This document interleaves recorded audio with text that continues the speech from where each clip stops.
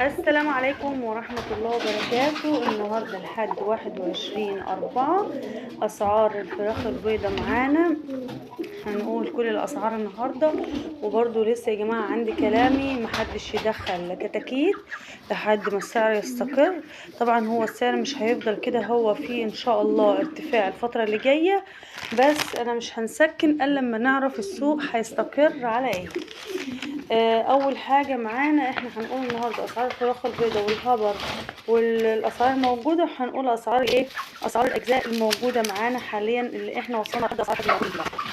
اول حاجه يا جماعه هنبتدي الارانب بتوصل للمحلات ب 120. اللهم صل على سيدنا محمد. ما تنسوش يا جماعه تصلوا على النبي.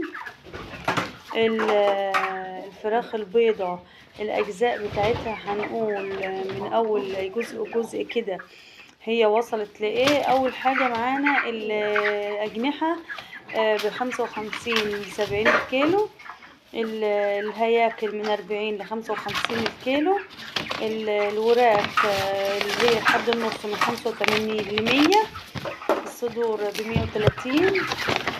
طبعا هنقول لك الفراخ الهبر دي وصلت معانا من 75 ل85. طبعا يا جماعه عشان من اول اسعارنا بس ما بقاش نفس الاول، فهي ما بتبقاش كبيره قوي يعني. لو كده تشتري اسعار زي دي اشتري، ما فيش اي مشكله. طبعا 85 زيها زي الفراخ البيضاء، فانت ايه المتاح عندك هتشتريه، يعني هم اسعارهم هتبقى ايه مقربه من بعضها.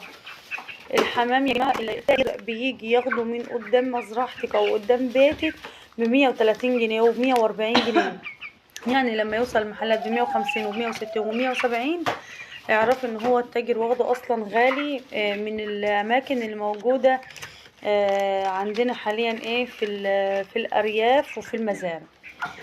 طبعا هنقول اسعار الكتكوت من 32 ل 33 جنيه، والسعر ده يا جماعه اصلا جنوني، يعني مش كل الناس هتمشي عليه. طبعا احنا قلنا ايه اسعار الاجنحه معانا واسعار الهياكل. فاضل بقى ايه اسعار الفراخ البيضه معانا. الفراخ البيضه من 75 ل 85 جنيه، والبلد الشمرط من 95 ل 105. دي الاسعار اللي ماشيه في المزارع وفي المحلات. الفراخ الحمراء مزرعتك ب88 بتوصل المحل 98 جنيه، وعلى حسب طبعا المكان اللي انتم موجودين فيه ممكن توصل اكتر ممكن توصل اقل. يبقى كده ايه احنا عرفنا اسعار الفراخ البيضاء والهبر والبلد والشمورت والحمراء والقطع بتاعتنا، وعرفنا اسعار الكتكوت بتاعنا واسعار الارنب بتاعنا. لو انتم عاوزين نزود حاجه يا ريت تقولوا لي في التعليقات. ويا رب الفيديو بتاع النهارده يكون عجبكم، ما تنسونيش في اللايك والشير وتشتركوا في القناه. والسلام عليكم ورحمه الله وبركاته.